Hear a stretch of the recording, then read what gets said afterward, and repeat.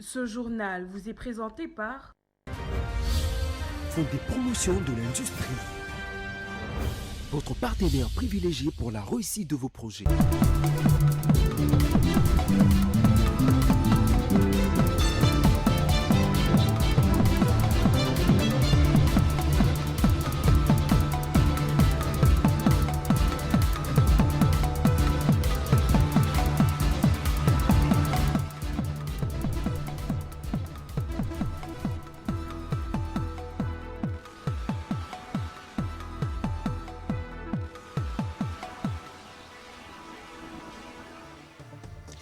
Lancement de la 12e conférence des gouverneurs des 26 provinces par le président de la République, Félix Tshisekedi, ce mardi 10 juin à Kolwezi, une rencontre qui vise à renforcer la gouvernance territoriale. Vous suivrez également l'ouverture de la conférence mondiale des journalistes scientifiques à Yaoundé en Côte d'Ivoire. Patrick Ilunga, notre envoyé spécial, nous fera le point sur cet événement. Enfin, à l'international, afin d'intensifier et de diversifier ses actions en zone CEMAC, la BDEAC signe un accord de 65 milliards de francs CFA. Plus de détails tout à l'heure. Bonsoir à tous et bienvenue à cette grande édition du journal en direct sur Géopolis Télévision. À Kolwezi, le président de la République, Félix Tshisekedi, a lancé ce mardi la 12e conférence des gouverneurs des 26 provinces, placée sous le thème de la santé comme levier de développement. Cette rencontre vise à renforcer la gouvernance territoriale. Blaise Kozola. Le chef de l'État congolais Félix Tshisekedi a ouvert ce mardi 10 juin à Kolwezi, chef-lieu de la province du Lualaba, la 12e conférence des gouverneurs de 26 provinces du pays. Cette session se tient sous le thème « La santé comme facteur de cohésion et de développement durable des provinces ». Dans son discours, le président de la République a affirmé que le programme de couverture santé universelle constituait désormais une priorité nationale en vue de garantir l'accès à des soins de qualité pour tous. Il est temps que la santé cesse d'être perçue comme un privilège réservé à quelques-uns. Elle doit plutôt être un droit inaliénable garanti à chaque Congolais, quelles que soient ses origines sociales, religieuses ou ethniques. De leur côté, le chef des exécutifs provinciaux ont salué les victoires diplomatiques remportées par la RDC face au régime rwandais. Cependant, ils ont exprimé leurs regrets face à la non-opérationnalisation de la caisse de péréquation ainsi qu'au paiement irrégulier de rétrocession. Ils ont également dénoncé la déstabilisation des exécutifs provinciaux par certaines assemblées provinciales à travers ce qu'ils qualifient d'usage abusif de mentions. Les gouverneurs ont par ailleurs exigé le versement régulier des émoluments des députés provinciaux, condition essentielle selon eux au bon fonctionnement des institutions locales. Par la voix du vice-doyen de leur collectif Jacques Kiaboula, les 26 gouverneurs ont réaffirmé leur soutien aux actions du chef de l'État. À noter que les gouverneurs du Tanganyika, du Lualaba et du Olomami ont été primés par le président de la République pour leur performance en matière de vaccination dans leurs provinces respectives. Vous venez là de suivre un élément concocté par Blaise Kozola, qui est d'ailleurs avec nous sur ce plateau pour approfondir davantage sur ce sujet. Bonsoir à vous, Blaise. Bonsoir Damaï Mujinga et bonsoir à nos fidèles téléspectateurs. Alors Blaise Kozola, le chef de l'État, a ouvert la conférence, la 12e conférence des gouverneurs ce mardi. Que retenir de son discours ? Déjà, il faudra savoir que cette 12e conférence de gouverneurs est donc placée sous un thème un peu plus spécial dans ces cadres de concertation régulière entre le province et les pouvoirs exécutifs. Le thème retenu, c'est la santé comme facteur de cohésion nationale et du développement durable de province. Donc, dans le discours du président de la République, dans son discours d'orientation, il a donc rappelé l'importance ou bien le but principal de cette session à Kolwezi, à savoir de discuter de l'importance de la couverture santé universelle, qui est un outil structurant pour améliorer même la qualité des soins de santé de la population, garantir également garantir la stabilité politique et diminuer les inégalités sociales au sein des entités territoriales décentralisées. Le président de la République a dit également que ces échanges se porteront sur la façon dont la couverture santé universelle peut faire pour réduire les tensions sociales et le pouvoir d'inclusion, et les travaux aborderont donc les différences en matière d'accès aux soins de santé et leurs répercussions sur le plan social. Voilà un peu en gros ce que le chef de l'État a dit. Il a également épinglé un point pour dire que les soins de santé ne sont pas seulement une apanage des gens qui ont peut-être de moyens, oui, alors que tout le monde, donc, réservé justement à une certaine catégorie sociale, mais tout le monde a droit à de bonnes conditions de santé, bien évidemment. Il a même annoncé l'assurance maladie qui sera obligatoire dans les entreprises. À toujours promouvoir cette couverture de santé universelle. Voilà, Blaise Kouzola, au regard de ces questions sanitaires justement qui seront abordées lors de cette, ces questions justement qui seront abordées lors de cette conférence de gouverneurs, est-ce que peut-on espérer justement que la couverture santé universelle sera-t-elle effective dans toutes les 26 provinces de la République démocratique du Congo ? En effet, parce que le président de la République a tenu à rappeler aux différents gouverneurs de province qu'ils sont donc les artisans de cette couverture santé universelle et ils sont appelés à pouvoir intégrer systématiquement la santé dans leur plan, dans leur projet et même dans leur politique publique, à mobiliser les ressources locales de manière transparente et à garantir une équité territoriale. Vous le savez, dans Manu Mujinga, la santé, elle est très importante et dans certaines zones à la République démocratique du Congo, certaines personnes n'ont pas droit à une bonne qualité de soins de santé. Alors il était important dans cette conférence de gouverneurs au chef de l'État de pouvoir rappeler à ses représentants, bien sûr, ceux qui représentent dans les différentes provinces, qu'il est important, voire crucial, que la couverture santé universelle soit vraiment matérialisée. Et c'est à eux donc de pouvoir faire de tout leur mieux pour permettre à ce que la population puisse être vraiment bien prise en soin de santé. Et il y aura dans le jour à venir, dans la suite même de cette conférence de gouverneurs, le programme que va donner donc le plan ou le projet que va donner le ministre de la Santé, le docteur Samuel Roger Kamba, qui est un plan de pouvoir moderniser certains hôpitaux, même en construire d'autres dans certaines zones de santé. Donc voilà. Voilà, merci à vous Blaise Kouzola pour cette brillante intervention. Je vous remercie, Damien Mujinga. Les habitants du Lualaba attendent de la 12e conférence des gouverneurs des résolutions fortes, notamment dans le domaine de la santé. Ils comptent pour cela sur l'implication de la Première ministre, également présente à ces assises. Suivez leur réaction dans cet élément. Premièrement, les thèmes des assises qui cadrent avec la santé. Nous attendons en tout cas beaucoup de changements dans le secteur de la santé. Il y a, le président a lancé la couverture santé universelle qui va se matérialiser aussi au Lualaba. L'arrivée de maman Premier ministre, Judith Suminwa, en tout cas, nous attendons de lui en tant que maire de beaucoup de choses qu'on peut dire, beaucoup de choses. Et pour ces assises par rapport à l'exécutif, vous savez, quand il y a une femme sur la tête, et le monde, et les choses évoluent.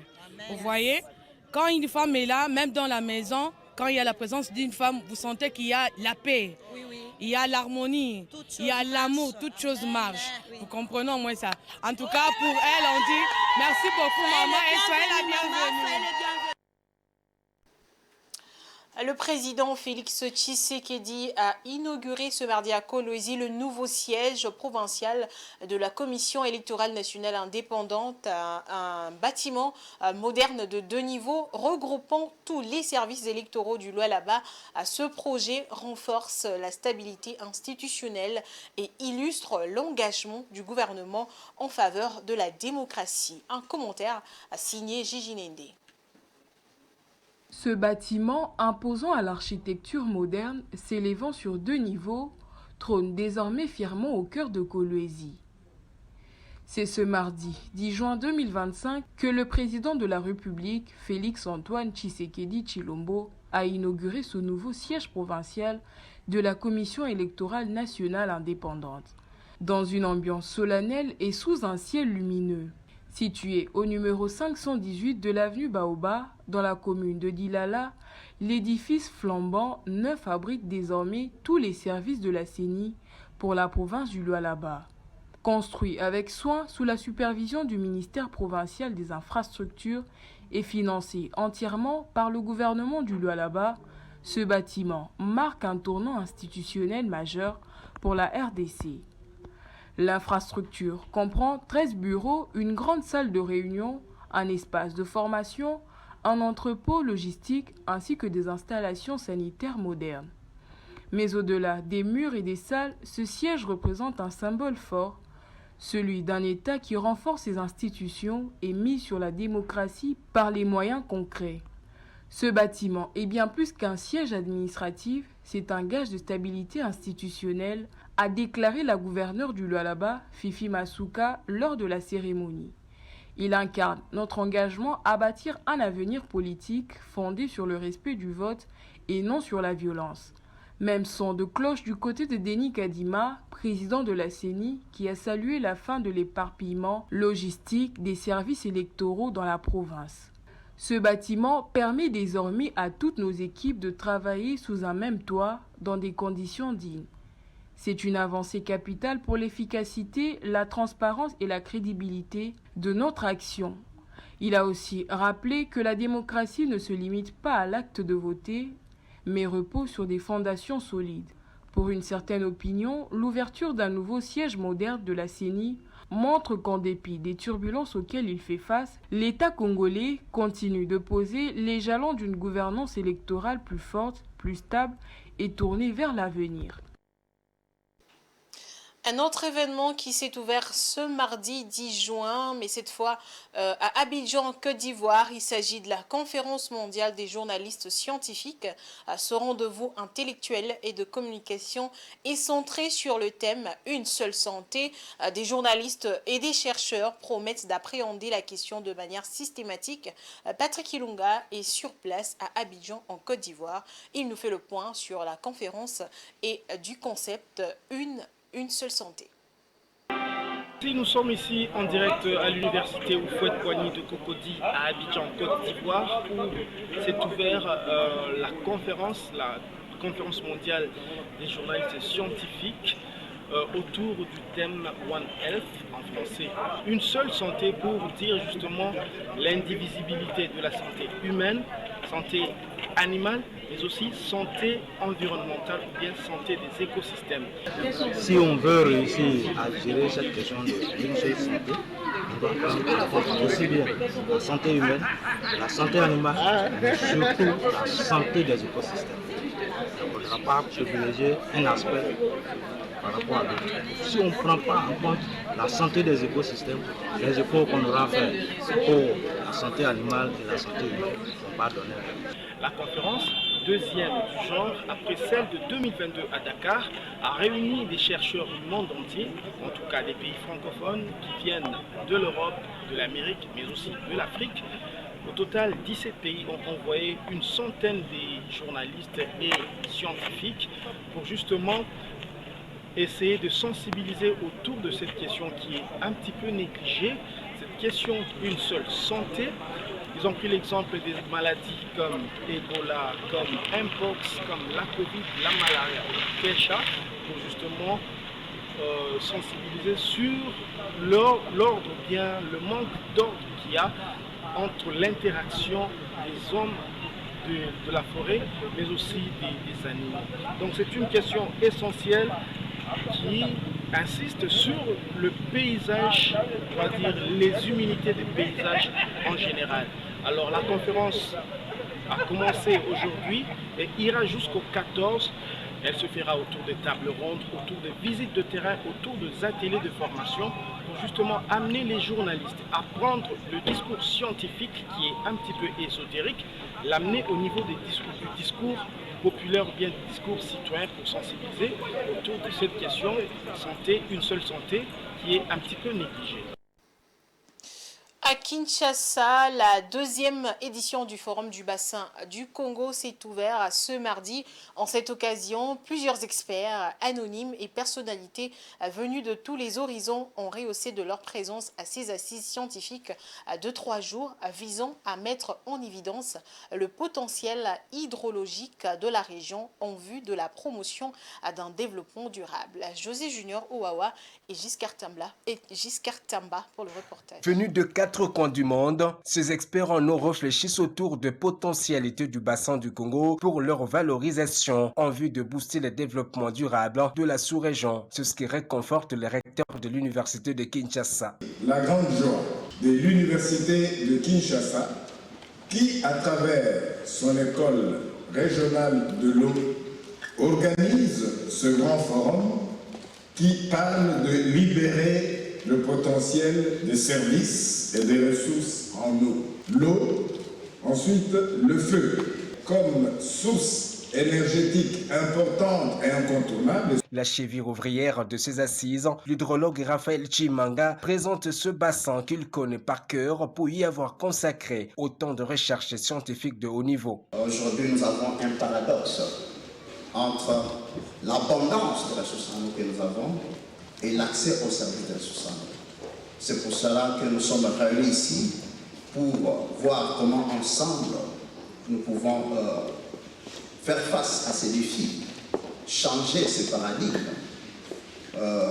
et améliorer l'accès aux services de ressources en eau pour le bien-être de tous. Venus du Brésil, de France, de Canada, du Royaume-Uni, de l'Inde, du Burkina Faso, de la République du Congo ou de l'Angola, bref, de toute la planète, ces experts sont unanimes sur la nécessité de promouvoir les ressources en eau du bassin du Congo. Néanmoins, ce qui reste très criant, c'est que le bassin du Congo, comparé à l'Amazone, c'est un bassin qui reste sous-étudié. En RDC particulièrement, la fourniture en eau potable est encore un défi pour la Régie des eaux. Nous avons beaucoup d'eau dans le bassin du Congo. Nous en avons assez, non seulement pour les pays de la région, même pour les pays qui ne sont pas de la région. Mais nous n'en avons pas parce que l'eau n'a pas cette capacité-là de se rendre potable et de venir à la maison par elle-même. Il faut des investissements, il faut des ressources, il faut la compétence. Au-delà de son rôle essentiel dans la vie des humains, l'eau est aussi un bien marchand qu'il faut capitaliser. L'eau est non seulement une ressource vitale pour les populations humaines en termes de besoins domestiques et sanitaires, mais elle est aussi directement, indirectement liée à beaucoup d'autres domaines socio-économiques et environnementaux tels que le climat, l'agriculture, l'élevage, l'énergie, l'environnement, le tourisme, la récréation, l'économie et la santé. Pour le ministre de la Recherche scientifique et Innovation technologique, le gouvernement de la RDC est plus que jamais déterminé à soutenir la recherche et l'innovation en la matière. Le message du chef de l'État est clair. Créer des millionnaires congolais à partir des savoirs endogènes, des matériaux locaux et des valeurs enracinées dans notre environnement du bassin du Congo, notamment dans la gestion de son eau. 3 jours durant, ces experts vont exposer sur tous les aspects liés à l'eau pour voir comment capitaliser cette ressource précieuse pour le développement de communautés. En marge de cette cérémonie du deuxième forum sur le bassin du Congo, Marie-Thérèse Itongo, secrétaire générale de la Commission internationale du bassin du Congo, Ubangi Sanga, une organisation régionale basée à Kinshasa, s'est exprimée. Elle est particulièrement revenue sur les défis de la sous-région en ce qui concerne la gestion d'eau du bassin du Congo. Propos recueillis par José Junior, Oawa et Giscard Tamba. Ce que la SICOS peut apporter, c'est tout ce qu'on a dit en résumé aujourd'hui lors des différents panels. C'est-à-dire que l'eau est vitale pour le monde, l'eau est vitale pour nous aussi, mais l'eau est vitale également pour toutes les activités que nous pouvons faire. Et ce que la SICOS apporte aujourd'hui, c'est l'appui aux États pour la gestion intégrée des ressources en eau. Et ce grand bassin mérite d'être étudié. Comme je l'ai écouté aujourd'hui, et la SICOS est convaincue de cela, c'est qu'on ne peut pas avoir une ressource telle que l'eau sans avoir les données qui peuvent nous permettre de la qualifier, de la quantifier. Et il est très très important que la SICOS, les parties prenantes, le gouvernement, les décideurs travaillent de concert avec les scientifiques qui pourraient nous donner les voies de solution à cette problématique. Nos ancêtres considéraient l'eau comme une ressource digne, une ressource qui apporte la vie. Et c'était une ressource sacrée. Et aujourd'hui, on a perdu la sacralité de l'eau. Et je pense que c'est pour cela que les personnes qui vivent dans notre siècle ne considèrent plus l'eau comme quelque chose de vital. Et lorsqu'on a quelque chose en abondance, on a l'impression qu'on l'aura toujours. Donc je pense qu'il faut imprégner dès le bas âge la solution de l'eau comme une ressource vitale. Et pour comparer, pour terminer sur ça, aujourd'hui j'ai entendu que l'eau est vitale, l'eau c'est la vie, mais nous sommes composés aussi à 90% de l'eau. Si nous ne structurons pas notre eau qui est intérieure, nous ne pouvons pas comprendre comment structurer l'eau qui est extérieure et qui nous nourrit. Une brève dans ce journal, détournement présumé de 39 millions par Constant Moutamba. Le procureur général Firmin Vondé lance un avis de recherche contre Willy Moucheni alias Kodiamboka, cité comme copropriétaire de l'entreprise Zion Construction. Et puis la police nationale congolaise a arrêté 3 présumés braqueurs le lundi 9 juin 2025 près de la foire internationale de Kinshasa-Fikine dans la commune de Lemba. Cette interpellation s'inscrit dans le cadre de l'opération Ndobo lancée pour contrer la recrudescence des braquages à Kinshasa. Le ministère de l'Intérieur a confirmé l'intensification des efforts visant à renforcer la sécurité dans la capitale, la Jijinende. Encore un braquage le mardi. Et encore une population livrée à elle-même. Mais cette fois, selon certains témoignages, ce sont les habitants eux-mêmes qui ont mis la main sur 3 présumés braqueurs avant que la police ne les récupère. Une scène qui, loin d'être un fait divers anodin, en dit long sur la crise sécuritaire persistante dans la capitale. Ces arrestations ont directement été inscrites dans le cadre de l'opération Ndobo, présentée par le ministère de l'Intérieur comme une réponse ferme à la montée des braquages à répétition qui frappent Kinshasa. Les suspects, désormais entre les mains de la justice, devront répondre de leurs actes. Mais sur le terrain, les habitants s'interrogent. Où sont les forces de sécurité quand les tirs éclatent, quand les boutiques sont pillées, quand les cambistes sont pris pour cible en plein jour? Si les autorités s'attribuent les résultats de cette arrestation, il n'en reste pas moins que c'est la population qui, au péril de sa vie, a fait le gros du travail. Alors que la criminalité armée continue de s'aimer la terreur dans plusieurs quartiers, les Kinois attendent plus qu'un simple fait d'annonce. Lors de la dernière réunion de Conseil des ministres, le chef de l'État a rappelé l'urgence de restaurer la sécurité. Mais sur le terrain, l'impression est tout autre. Celle d'un vide sécuritaire que les citoyens pourraient être contraints de combler tant bien que mal. Pour de nombreux Quinois, le message est clair, la peur ne doit plus changer de camp, elle doit cesser. Et cela passe par une action plus visible, plus ferme et surtout plus préventive des forces de l'ordre.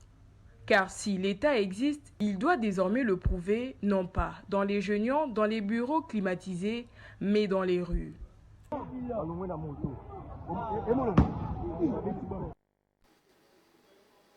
En sport, plus rien ne va pour l'association sportive V-Club. Après sa dernière défaite face au FC Les Aigles du Congo lundi dernier, le club est sur une série de 5 matchs sans victoire et 3 défaites consécutives lors des playoffs. Une situation qui met en mal les Dauphins Noirs pour la suite de la compétition. Blaise Kozola. Décidément, le démon de la phase classique semble ressurgir du côté de l'association sportive Vita Club de Kinshasa. Le Dauphin Noir enchaîne les contre-performances, défaite après défaite.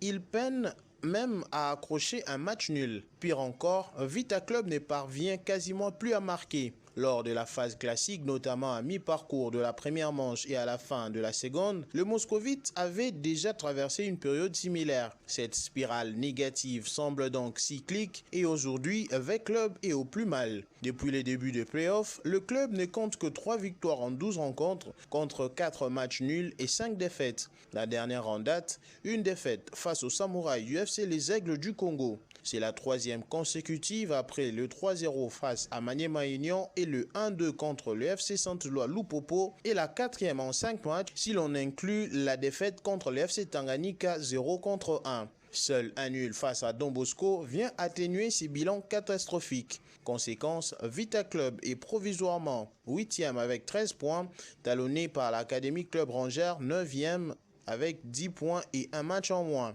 Quant à espérer décrocher l'une de 3 places qualificatives pour les interclubs de la CAF, même au sein du club, l'optimisme s'amenuise. La Coupe du Congo, exceptionnellement baptisée Coupe du Président cette saison, apparaît désormais comme le dernier espoir pour sauver la saison.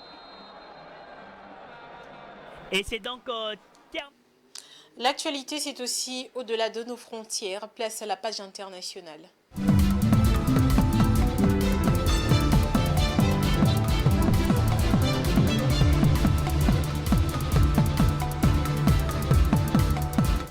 Un accord a été signé entre la Banque de développement des États de l'Afrique centrale et l'institution financière panafricaine Afreximbank le 5 juin 2025. Cet accord d'une valeur de 100 millions d'euros, soit environ 65 milliards de francs CFA, devrait permettre à la BDEAC d'intensifier et diversifier ses actions en zone CEMAC, renforçant ainsi sa contribution à l'intégration économique régionale. La suivez.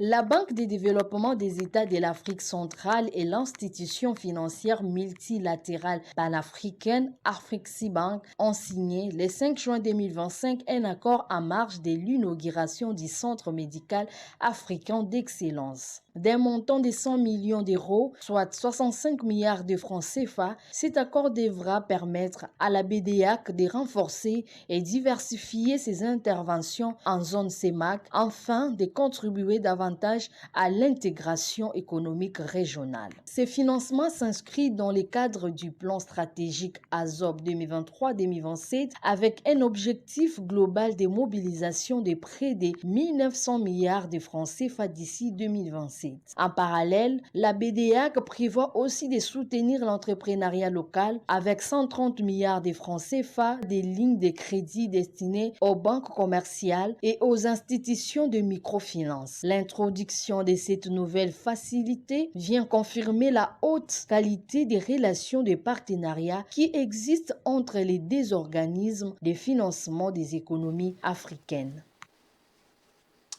Le Cameroun s'apprête à marquer un tournant dans son secteur minier avec la mise en service imminente de la mine d'or Colomine située dans la région de l'Est. Cette première mine souterraine du pays, pilotée par l'entreprise camerounaise Codias SA, promet de transformer l'exploitation aurifère nationale avec une production annuelle estimée à 20 000 onces d'or. La mine d'or Colomine pourrait générer jusqu'à 35 milliards de francs CFA, environ 60 millions de dollars de revenus par an, selon le ministre des Mines, Foucalistus Gentry. Francine Moukeba nous en dit plus.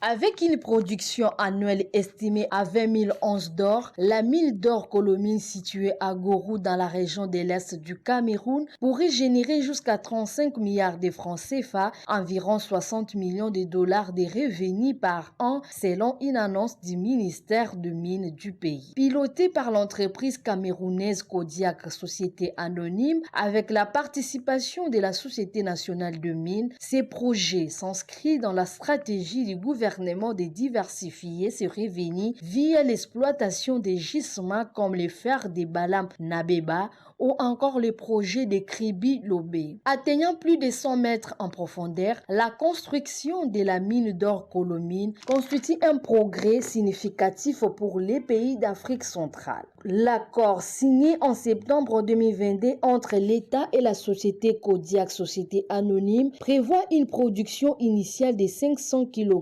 d'or par an, soit environ 41,6 kg par mois. Avec une population d'environ 29 millions d'habitants, le Cameroun entend avec ses projets devenir un acteur clé du secteur minier en Afrique. D'après un média national, la mine d'or Colomine pourrait produire environ 400 000 onces d'or sur 20 ans, plaçant les projets parmi les initiatives minières majeures africaines. Place à présent à la revue de presse dans une sélection et commentaires de Rachel Misenga.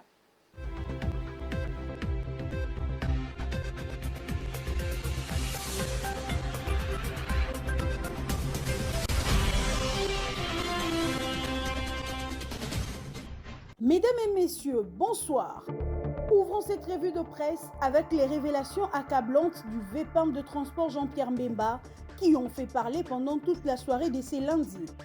Info 27 écrit « Jean-Pierre Mbemba accuse Kabila, Katumbi et la Senko d'être au cœur d'un complot contre Tshisekedi.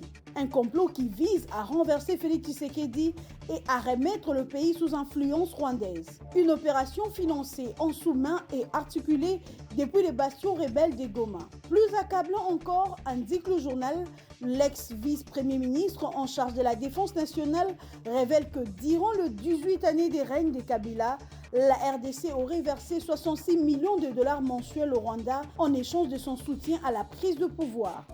Autre point d'actualité, c'est l'arrivée ce lundi à Kolwezi, capitale de la province du Lualaba, du président de la République, nous signale Forum de Zas. Le chef de l'État est dans la capitale du Cobalt pour présider la 12e conférence des gouverneurs qui aura lieu du 10 au 13 juin 2025. Forum de Zas a indiqué que le président de la République a inauguré 3 ouvrages d'utilité communautaire et touristique à Kolwezi après son atterrissage. Il s'agit du village du Congrès, premier ouvrage à être inauguré et édifié sur une étendue de 60 305 mètres carrés. Il comprend une salle de congrès de 1500 places, 34 bureaux, 4 salles de réunion, un motel de 6 chambres et 2 appartements, 2 grandes terrasses, les complexes des nouveaux bâtiments du gouvernorat érigés sur une superficie de 4827 mètres carrés et quant à lui subdivisé en 2 blocs principaux, un premier bâtiment avec 30 locaux et la salle polyvalente, 3e infrastructure inaugurée et édifiée sur 2896 mètres carrés avec une capacité d'environ 1500 places. Ces déplacements du président de la République rentrent dans le cadre de sa mission d'itinérance annoncée nous fait savoir la prospérité et lui permet de se rendre compte de l'implémentation de sa politique au sein des entités territoriales décentralisées et de l'application des mesures prises par le gouvernement central. Elle permet aussi au chef de l'État d'entrer en contact direct avec la population de l'arrière-pays et d'enregistrer ses doléances en vue d'y apporter des solutions idoines. La prospérité rappelle que le garde de Sceaux est accusé de détournements dans une affaire de détournement présumé de 19 millions de dollars dans le cadre de projets de construction d'une prison à Kisangani.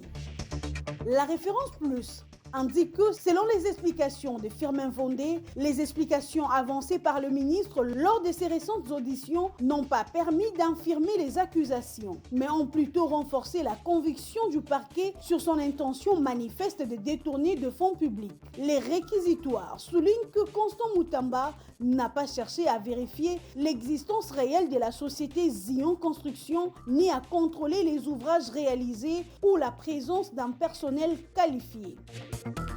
Braquage à Kinshasa, la référence plus rappelle l'appel du président de la République Félix Tshisekedi pour une mobilisation générale de forces de sécurité pour faire face à un phénomène qui prend de plus en plus de l'ampleur et met à mal la quiétude des Kinois. Face à cet état de choses, les gouvernements, à travers le vice-premier ministre de la Justice Samuel Mbemba Kabouya, écrit 7sur7.cd, promet une répression sans concession des criminels qui s'y adonnent. Pour lui, la ville de Kinshasa ne deviendra pas une ville des gangs. Il a mobilisé le magistrat congolais afin de tout faire pour endiguer ces phénomènes et éviter aux Kinois des actes de criminalité qui prennent des proportions inquiétantes. Ainsi prend fin cette revue de presse. Mesdames, Messieurs, bonsoir chez vous.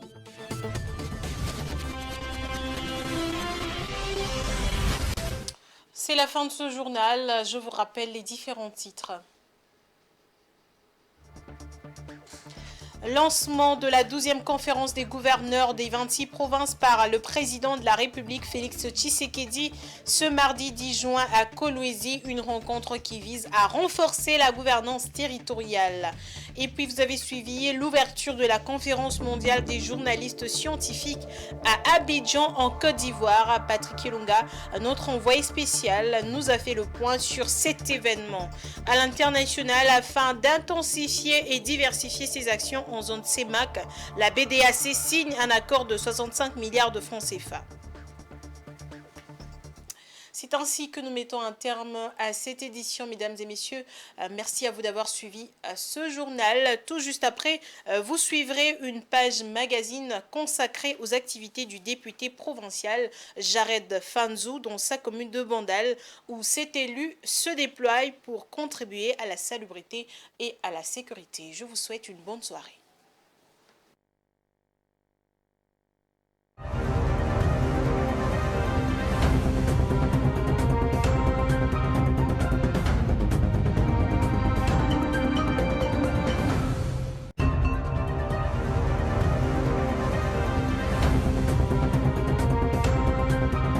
Ce journal vous a été présenté par Fonds des promotions de l'industrie.